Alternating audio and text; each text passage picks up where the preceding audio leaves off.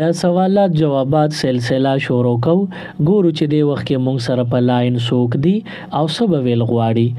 السلام علیکم. السلام علیکم. وعلیکم السلام. مفتی صاحب ماواله ولکه تر پاسه 200 روپۍ ورکړي دي 5 کال یې کنه نو په دې زکات راځي کنه. تاسو 2 لک روپۍ ماماله په بهانه ورکړي دي که قرض هم ورکړي دي؟ قرض هم ورکړي. چې قرض ورکړي دي نو د دې مالکان تاسو به کال په کال زکات هم ورکوي او که کال په کال هم نی ورکړي نو چې 100 کال هغوی سره تیر کړي هغه مرکلونه به حساب کې زکات به کټ کې تاسو ته چې ملو شي زکات به ورکړي.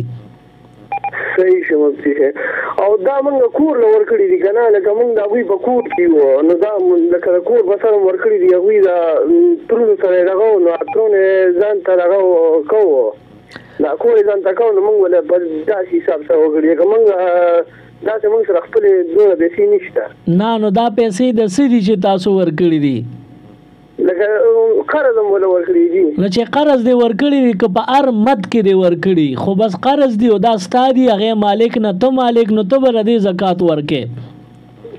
صحیح شو. جزاک الله. السلام علیکم. السلام علیکم. وعلیکم السلام. بالکل خیریت دی جناب. څه به ویل غواړئ؟ مونږ چې موږ یو تاسو کو دلته عالم دی هغوی نه موږ تاسو کړو مال 4 تورې کارې دی موږ سره خجی ښه مال چې دی کې موږ زکات ورکولی شو که نه نو هغوی ما ته ویلې چې 9 تورې نه چې کم وي نو دی کې زکات نشته. دغه مسله یې تاسو ته غلطه کړې ده. تاسو به د کم چې غټ دارالعلوم یا غټه مدرسه وي هغې کې د خپلو مشرانو عالمانو نه تپوس کوئ نو هغوی به تاسو ته یوه مسله کوي هغه به ټیک وي. وروره ستاسو سره زه تاسو ته بنیادي مسله ښیم.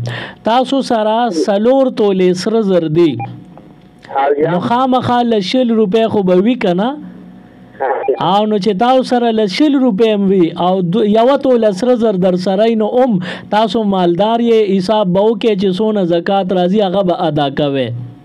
مفتي صاحب ما هغوی نه معلومات کړي که نه جی هغوی ویل چې یاره دا د پیسو نصاب ته وناړی که نه هغوی بیا بېله یو مسله راځي.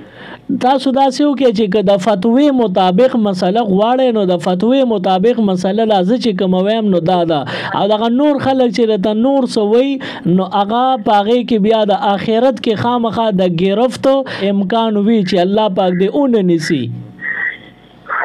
او نو زکات د دې 4 تولو په تاسو باندې شته زکات ادا کې. ٹھیک شو جی بسم الله.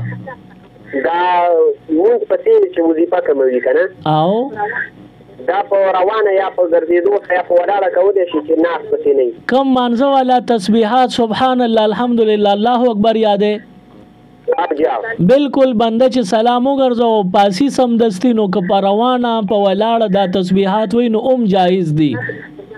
او فرض تلاوت کې یو کس یا ستړی شي دغه شي نو په ملاسته کولی شي او د قرآن پاک تلاوت په ملاسته باندې کول جایز دي.